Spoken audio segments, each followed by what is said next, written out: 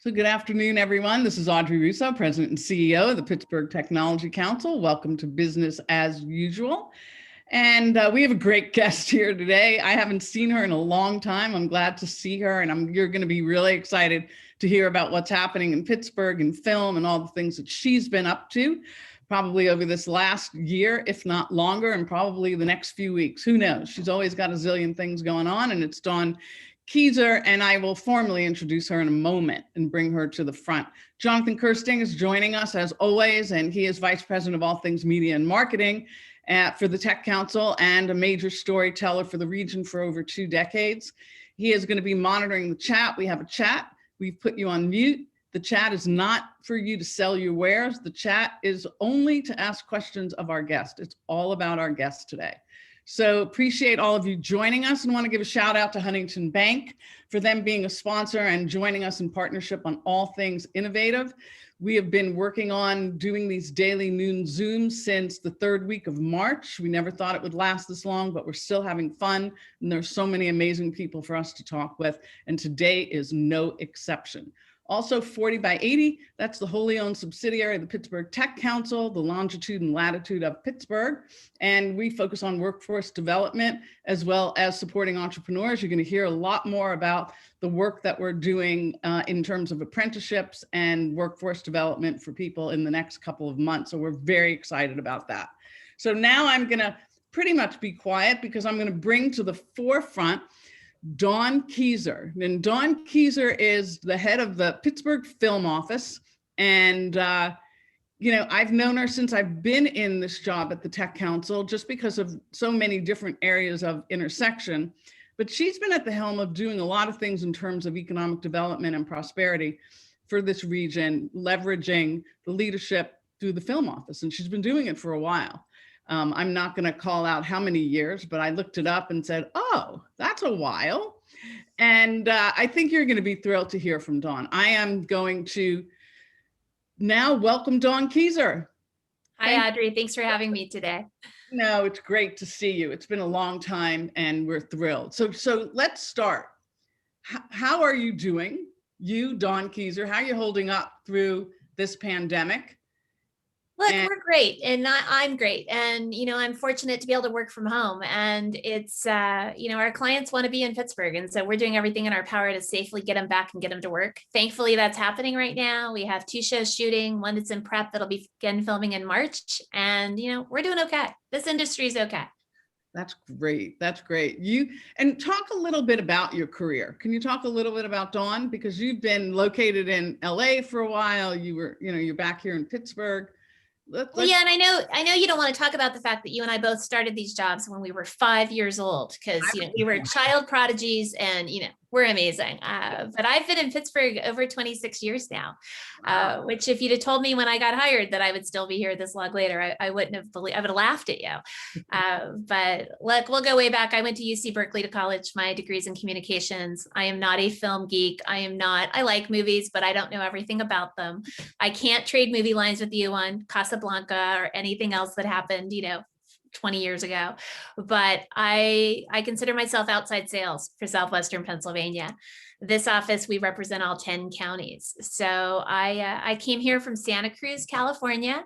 I was the director of tourism and film commissioner there. They're known for Lost Boys, in case you remember that vampire movie. But I came in '94. We're up to over 218 shows since I arrived in southwestern PA, and we created a very successful film tax credit program, and we've got a great board and great support and great friends like you, and things seem to be going in a great direction. So talk about the mission, though. Be specific and tell everyone what the mission is. I mean, it's quite. It's really simple. Our mission is to get as much film, television, I used to say anyone rolling any type of film, but now we say anyone rolling any type of media to be here in Pittsburgh. We have, I think there's 3 commercials shooting this week, both national and then 2 big regional shoots. We help them. The film office, we're really the one-stop shop, and we're the connector for the film industry. Mm-hmm. So whether or not they need crew, a place to stay, where to get catering, where to get their office supplies, how to get their permits, how if they're going to shoot in Westmoreland County versus Washington County, how to get access to SCI Pittsburgh. We're the ones right in the middle of all that. We've been doing it since 1990. I'm the second director of the office. The film office we have a board of 25 people. I have a huge staff of 3 that make all this happen. And, we bring in anywhere between $100 to $150 million of new money into this region's economy every single year. And those numbers are based on audited financial statements. We don't use multipliers. So I always find it's important that we're just not throwing big numbers out. It's really about, this is what they spent on transportation, on local crew. The biggest thing that people don't realize is these are your friends and neighbors that work in this industry. Much like we have someone from the Tech Council working in this industry now, it's your friends and neighbors. Mm-hmm. We have 15,000 statewide that work full-time in this industry. There's 5,000 here locally, 1,000 of which are working today. And those are the things we're really proud of, is how many people we've got working and how many more opportunities there is for the future for those people to work. Yeah, it's sort of incredible. And talk a little bit about the businesses and the kinds of professionals that actually are impacted and leveraged, because when I first got to know you, it was like I never even thought about all the dimensions and all the market sectors. Well, that's always what's really fun, is people think the movies, it's glitzy, it's glamorous, it's the fancy clothes. But in Pittsburgh, Paul's Lumber, that's one of our biggest vendors, because they've got the lumber yard right there at Bloomfield, and we buy the plywood from them when they're working in this city. Tyler Mountain Water delivered a pallet full of water every day during the filming of Dark Knight Rises. It's office supplies, it's dry cleaning. It's the obvious ones where it's the car rentals and the hotel stays, of course, but it's all those other businesses. It's the basket providers, those welcome baskets that people make. That's part of the business too, because they welcome the crew, they welcome the talent. It's every little thing that you're using to run your office is what they're going to have to need when they're filming. What's nice is our crew, because so many of them are local, when they're out in the other regions, and Netflix has a show called I Am Not Okay With This. It's geared to a younger than me audience, but I enjoyed it. It was a lot of fun. But while they were in Brownsville, they made a point of buying all their food from Brownsville restaurants. And there was a Boy Scout troop having a pepperoni roll sale, the pepperoni rolls. So they went and bought all the pepperoni rolls 3 days in a row, so that they're supporting those local organizations. So it's because it's our local crew, they really try to help when they're out in those communities as well. No, it's pretty much anything you can think of, including using your house or your business as a unique location, they're using them on the movies. If you're using it to run your office, you need office supplies. You need a place to buy the paper. You need a place to rent your copy machine. You need a place to get the furniture. All of those things count. So how does a company decide? Like, you take a Netflix right now, you've got the chair that's running here with a lot of famous people whose names I will get twisted, but you probably know better than I do. Who's in the chair right now? Well, Sandra Oh is the Crazy star. What's exciting is Amanda Peet, who most people will recognize as an actress. She's the showrunner. This is her show. She wrote it. She's in charge of it. And she's, in the executive producer role on this show as the showrunner too. And then Holland Taylor. No. Right. I think it's Bob Badalato. There's so many in that one that it's a really big show for Pittsburgh. Holland Taylor's from Arrested Development, right? Right. Exactly. Mm-hmm. I'm picturing in my head the list of them. There's 8 of them that everyone should recognize their names, but they chose Pittsburgh. Look, the number one reason anyone comes here to film is because of our successful film tax credit program. Okay. We created it 16 years ago, and it's an incentive for the industry. And it was created as a way to build upon an existing sector, because we've been making movies here since 1914. A lot of people don't realize that. I didn't realize that. And it was Perils of Pauline, one of the girls laying on the railroad track. Help me, one of those movies. Really popular. Then in 1968, we made Night of the Living Dead, produced by Russ Striner, who's the film office's current board chair, directed and created by George Romero. And that really kicked off our commercial filmmaking in the region. 1990 coincided with the film office's start, which was Silence of the Lambs, which ended up being our second best picture behind Deer Hunter, which was done in the 70s. So little by little, we kept growing this business. And in 1990, Pittsburgh and the region got really serious, started the film office, and really started outreach, marketing, and really trying to bring all that work here. The key is the tax credit program. It's been capped. It's at $70 million Thankfully, the governor included it in his budget this week for $70 million. Again, we have several legislators trying to increase it to at least 125 million. But their first question on every call is, are there any incentives left? Is there any funding left? And if the answer is no, they move on to the next place. Wow. And we're in competition with places like Georgia, which is a 30% uncapped credit. The state of New York has $450 million. California is handing out their incentive is up to 300 million. And again, just the real quick on this is it's a 25% tax credit. So they spend $1, we give them back $0.25. And it's on Pennsylvania spend. It has to be a Pennsylvania business, Pennsylvania resident. It's all Pennsylvania spend that gets them that $0.25. Is this the same tax structure model as the other states like Georgia? Yes. It is? It is. It's just Georgia didn't put a cap on theirs. Right. I know that. I just meant in terms of monetary amounts. So Yeah. how are we doing this year? You're so busy and it's just February. So how do we look for the rest of the year? Well, the film tax credit was exhausted. It's underfunded and oversubscribed every year. So that money was allocated second week of July. So the work you're seeing now is the work that we awarded back then. And now we're starting to see the applications coming in for spring and summer of this year. There's a lot of interest. There's so much pent up demand for content. A joke I'm sure a lot of you have seen is you're running out of Netflix, right? Netflix is going like, I've made it to the end. What do I do? Right. It's funny, but not really, right? Like people are running out of content and there's so much pent up demand and they love coming here because of our crew and our locations. We can look like anywhere in the world. If you don't need a beach or a desert, we're your place to be. Plus our crew's great. And financially, it's less expensive to film here. So they all want to come, but unless we can get the incentives up, we're going to see the same amount of work. We're limiting the ability to grow this industry by capping that incentive. We really are. So I'm going to just ask one question. How do companies, and then I'm going to pass it to Jonathan, there are questions out there. How do companies get sort of like on the list, like to let you know? We worked on that years ago. So talk about how we can get companies to be on the list. Like I have a service, I have a product. We have a link on our website, which is pghfilm.org. It comes, all of the big secret, those emails come straight to me, but we have a form you fill out. It's entered into the vendor directory. I mean, we have 3 people, so it's, it's not like we're this huge operation, but you fill out the form and we get you entered into the vendor database. It's really that simple.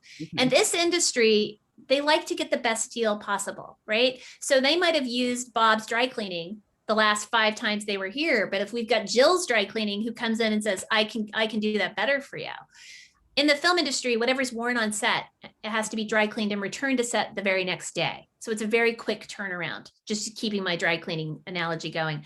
So they like to find the best deal, who's going to give them the best service, and they move. But if you're on the final vendor list, like you did the last 5, they're going to look at the vendor list and say, let's hire Jill's dry cleaning. So it's really easy. When we have productions say they're coming and they're ready to be public, that goes on our website too, usually with an email. We always tell businesses they should reach out directly. Hi, this is me. This is what I provide. I've got a coffee cart I can bring to your set, whatever it is, reaching out directly so they know about you. Making sure the film office knows is always a key too, because we're talking all the time.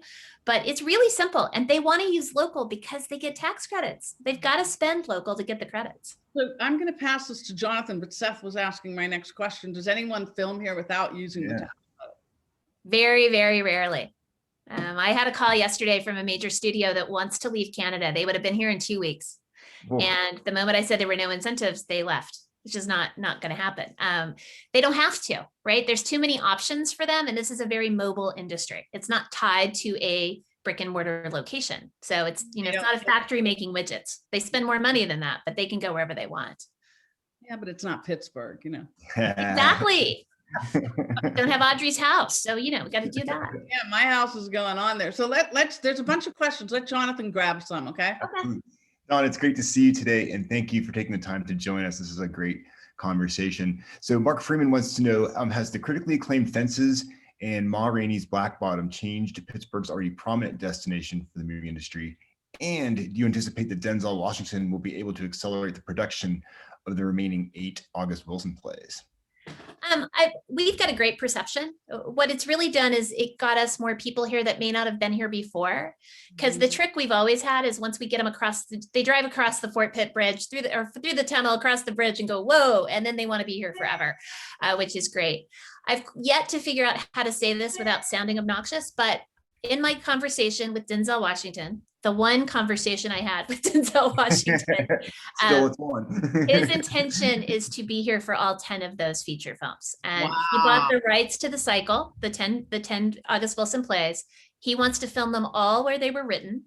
We were all very surprised that Ma Rainey filmed here because it's set in Chicago, right? Yeah. And I said that to him when I was introduced. I said, we're just thrilled you're here. We really thought it would be Chicago. And he said, no, I'm doing all 10 of these here. So Pittsburgh has a great opportunity. It's why we're spending some time trying to create a workforce development program to see who's out there who wants to work in this industry. These are good family sustaining union jobs that have entry levels that college isn't a requirement. These are jobs you can walk into and be able to, take care of yourself and your family and whatever else. So we're really looking at diversifying who our current crew and vendors are and really trying to grow the industry from that side too. Do you have an apprenticeship program? The unions we don't have one here locally in Pittsburgh, but their union brethren do in like New York and Los Angeles. And so they're working with us to create a program so that people, because it's important, as you've already learned, to get paid while you're being trained.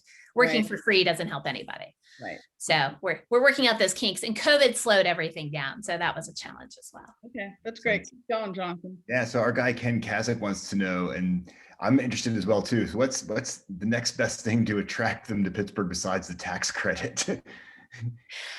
We're working on building purpose-built sound stages, getting facilities that are up to their standards. We have some great facilities locally. These are 31st Street Studios. We have a former American Eagle warehouse out in Warrendale that McKnight had brought up to standards as well. But we don't have anything purpose-built. We don't have anything that looks like what's going on in Los Angeles with all the high-tech bells and whistles. So we've had a lot of interest from some of our studio partners.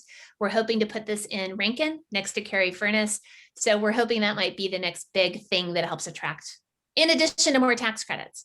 That sounds amazing. That is really cool. And so has it been difficult to do the physical filming, with all the strict COVID protocols? Well, it's a great question. The unions came together nationwide and came up with their safe set program and getting themselves safely back to work, because they're then the front line in the sets being asked to come to work and keep themselves safe. Netflix has set the gold standard, so we're thrilled they're the ones that's here. They have a multi-person COVID safety team on each set. They do their own on-set COVID testing. The production is broken down into zones, with the red zone being close to camera, the talent, the camera, the people that are really close. Then there's a yellow zone with people supporting the red zone really. And then I think it's the green zone, of course, that's the further out where they're building and doing some things that may not interact with some of the talent. It's been working. Yeah, we've had a few positives, but for the most part, they're catching them. They're able to contact trace. And then most importantly, our local union crew is back at work and they feel safe being back at work. So it's working. Shout out real quick. I mentioned this earlier before you got on. Sandra Rose, who was my assistant, and actually it was part-time as we shut down, is now on the set of The Chair doing this work in sabbatical. Yeah, so cool. Big ambassador of your work. So thank you. Well, it's great. And we've actually got a training program we're putting together for COVID safety officers, they're called, but it's essentially the people making sure that you're staying 6 feet apart, that your temperature is taken when you arrive. They're handing out the PPE when they show up, right? So to make sure everybody's got the mask and they're wearing N95s and the full face shields. And so far it's working. But we've got several people working in that position, and it's a new job in the industry. So don't know how long we're going to need these people, but it feels like it'll be a while. So we're setting up. Most definitely. I have a quick note in the private chat from Rick Hudick. He wants to know if you could just restate the direct financial impact again. He wants to write this down. If you have that. Sure. It's between 100 and 150 million per year, every year. I think 2020 is going to come in a little light because we shut down in March, and it was, but we did have Sweet Girl in there. So my guess is it'll be closer to 85 million. But on average for the last 5 years, it's been between 100 to 150 million dollars. That's new money into the region's economy. And that's based on the financial statements that are audited that we receive directly from the productions. I bring this up because especially in Pittsburgh, we like to use fuzzy math sometimes about, oh yeah, there were 20 million people out in my front yard. We use the hard numbers. I don't know how to use those multipliers, so we just don't do it. That's a lot of people in your front yard. So Yeah, a lot of people. The neighbors are not happy. Jonathan, there's a question about wardrobe and design. Yeah, let's see here. In regards of wardrobe and set design, do they, I guess I can't quite read the question here. Do you take any of these if they are retro or old? Meaning we take the wardrobe. There's some prop houses that used to store wardrobe. A lot of that stuff goes to New York or comes out of California and now also Atlanta, Georgia. It's hard to have space. But a lot of times if they're looking locally, Eons in Shadyside, Richard Farsakian's business, he does a great business with the industry because he's got amazing clothes and all kinds of resources to find things. So it just depends. Sometimes you get really lucky. There's a job on set called the buyer. It's really their job. To me, it's gonna be my dream job when I'm done with this, because you get to run around shopping, but they've got to look for very specific things. And when you speak to some of them, including Barbie the Historic, she talks about going into these little hardware stores to find old rolls of vintage wallpaper. It's all these different things that you don't really think about that, you threw out of your grandma's house and now, the movie wants them. So it just depends what they're looking for. That is fantastic. What is there anything else? I want to jump into some other questions. One just came in from Amy Kaminsky here, wants to know, will 5G have an impact on filming and production? That's a cool question. Well, we've been very supportive of the film office and then the local industry techs. I think it could help, right? I don't think it's going to hurt us. So what the direct impact will be, I have no idea, but we're all for faster, quicker, better, more detailed. Right. Well, what do you think the future of the movie industry looks like, even post-COVID? I think people have really set up a lot of some really cool home theaters, but I think people still want to go to the movies. I don't think the movies are going away. It's always the theaters are always, everybody always says, oh, there's no more movie theaters. I don't believe that's happening. And what I see that's being prevalent to everyone, it's an insatiable need for content.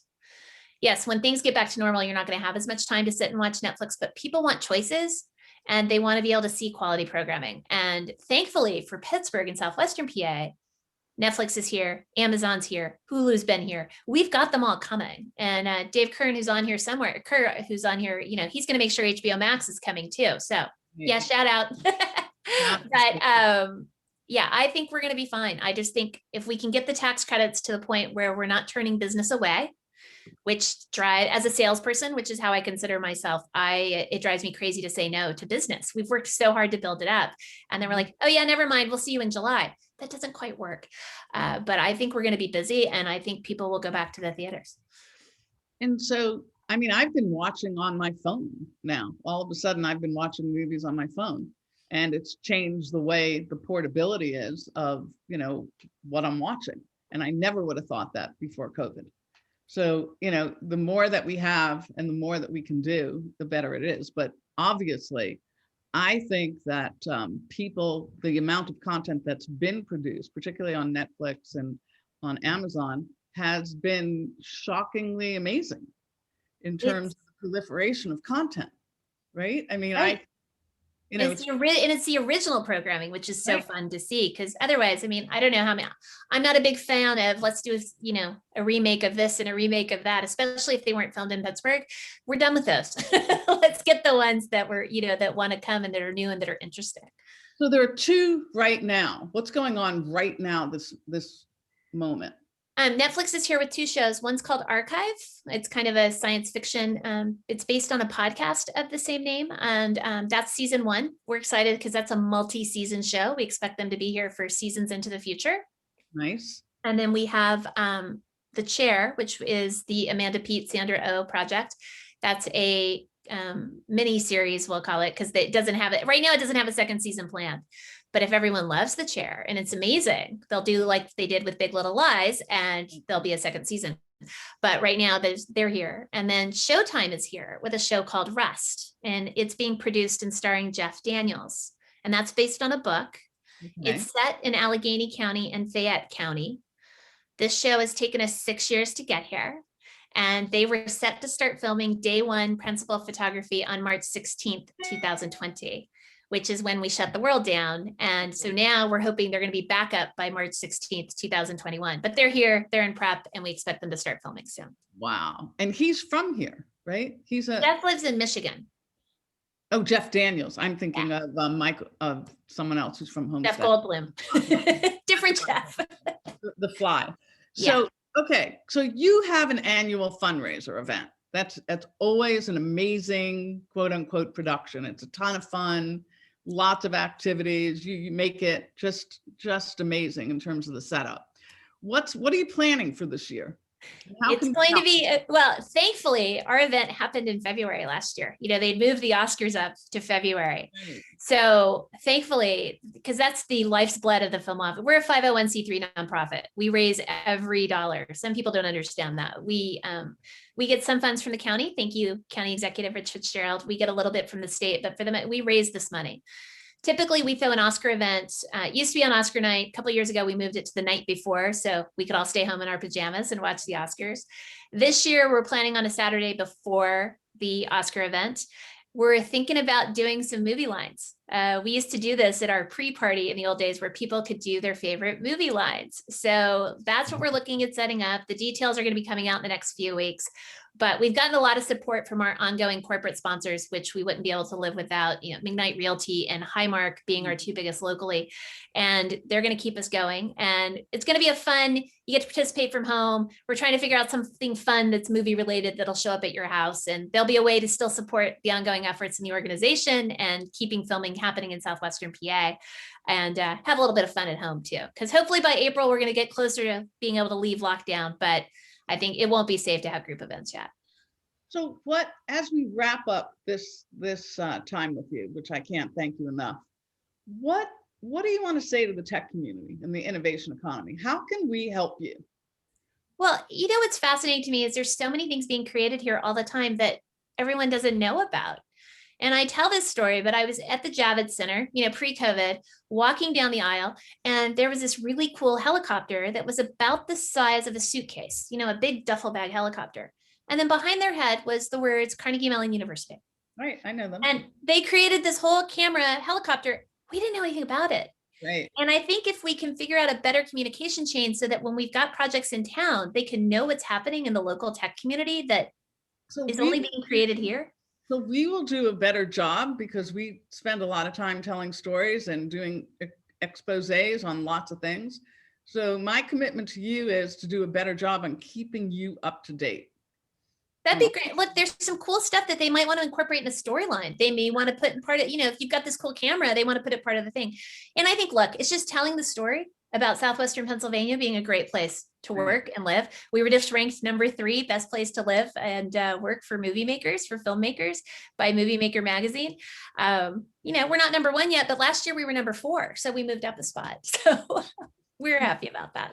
My hat's off to you for bringing the panache here, for being based in Pittsburgh, for you creating the linkages between here and LA. You've been relentless. You've been at this for a while. There isn't anyone who knows more about the film industry than Dawn, who's around here. So she gave you the link. If you want to get access, she said those emails go directly to her. And I promise that she will get back to you. There's lots of ways to get connected. I saw there was a casting call today as well. There's always casting calls that are happening if you want to have fun. And I know that people are, all over the neighborhood. Chatham University, they're setting up some shoots in Squirrel Hill, and I think all over the region. So thank you for that. It makes it exciting and fun, and know that people, some of these movie stars are paying attention to what's happening here, and it leaves an impression. And I think that piece is valuable to us as well, because they can be our ambassadors also. So I want to tell everyone that at 2:00 today, before you log off, at 2:00 today, you can pre-register on our site. We actually have Chief Marketing Officer Insights with a woman called Carol Carpenter. She is the Chief Marketing Officer of VMware, and it's today at 2:00, and you can log in. We are busy each and every day, and my hat's off to Dawn. More info about the film Fundraiser is on your site, right? pghfilm.org. Okay, that's great. So if there are ways that you can help and you want any kind of charitable giving, they are 501c3, and all that really matters. So thank you, Dawn. So great to see you. And thank you for being a champion for the region. And your work matters to all of us. And Jonathan, how are we wrapping up the week? We're going to wrap it up on a better note than having PPG stop by to talk about a $20 million commitment they're making over the next 5 years to really ramp up their efforts towards inclusivity and more equity for all involved. So it's gonna be a great conversation. That's fun. The PPG Foundation then, right? Absolutely. John Keezer, stay safe. Thank you so much for being with us. Everyone, thanks for joining. And we will see you here tomorrow, same time. See you guys. Thank you.